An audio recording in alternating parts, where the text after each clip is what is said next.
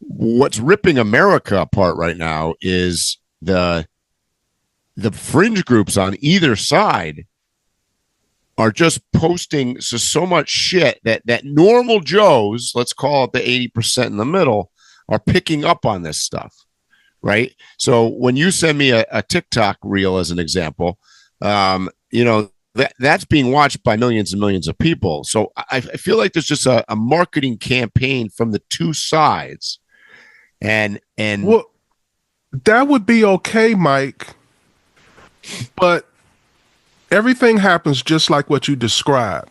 And I'm okay with that. The issue is the part you didn't mention yet.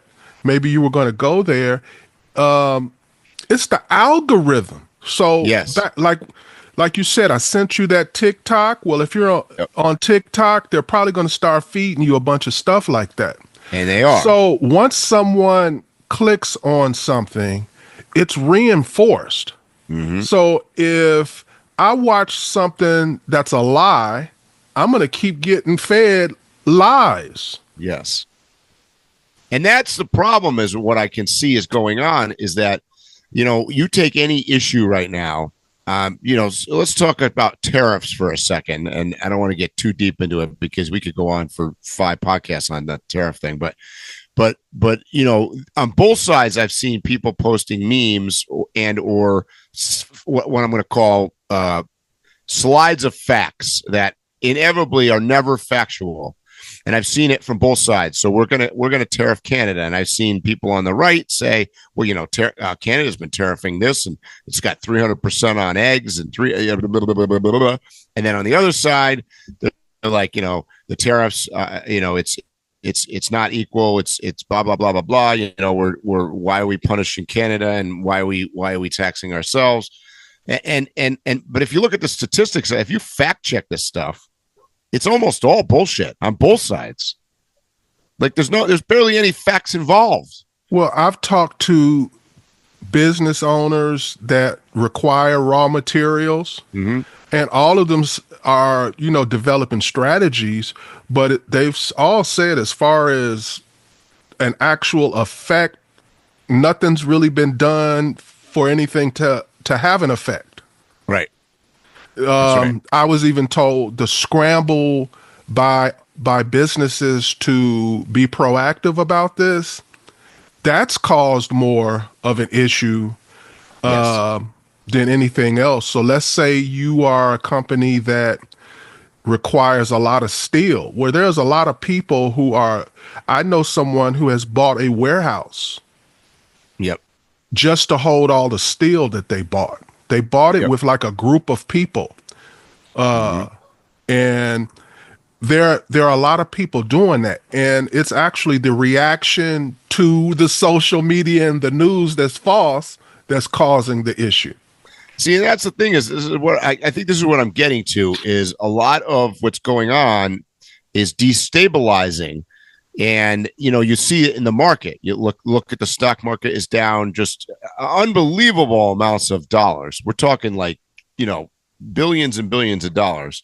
It's destabilized the real estate market to some extent. There's just this destabilization. There's a fear going on. Yeah. So none of it's reality. Let's just look at the stocks. The stocks are down. Mm-hmm. But I play with the stocks, and the majority of the time, the fluctuation in stocks has nothing to do with the big boys that own millions and billions of shares.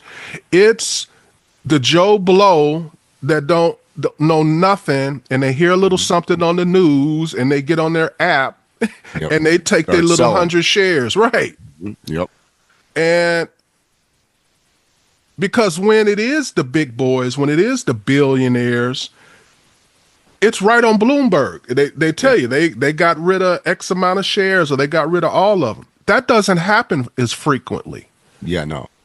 You didn't hear about any big share owners, any brokerage firms, any consortiums that dumped a bunch of stock. It was the little people. Yep.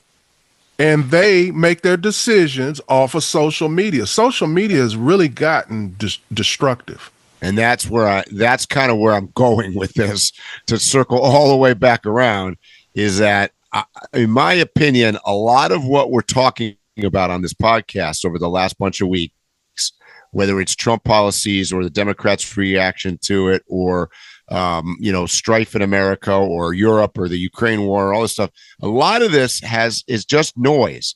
It isn't. Nothing has really actually occurred other than talking and retalking and passing information along. And by the time you get it, by the time it comes into my inbox, it's factually not even right. It's not even accurate. But what the sad part is I do feel like a lot of Americans buy into it. Absolutely. And they buy into it in different ways. Some people just like the jousting. Mm-hmm. And back to just social media in general. Social media has become the big accident on the highway. Mm-hmm. You must disrupt to get views and attention. Agreed. And that disruption is usually the lowest common denominator. Goofiness, stupidness, lies. Nobody really is interested in clicking on something intellectual. And that's the problem. And I've noticed that as a YouTube content creator. And I have a lot of friends that are YouTubers where we're not getting traction on videos any longer unless it's got a title and or a thumbnail that is catastrophic or deeply emotional or grabbing in such a way, or something that is just over the top.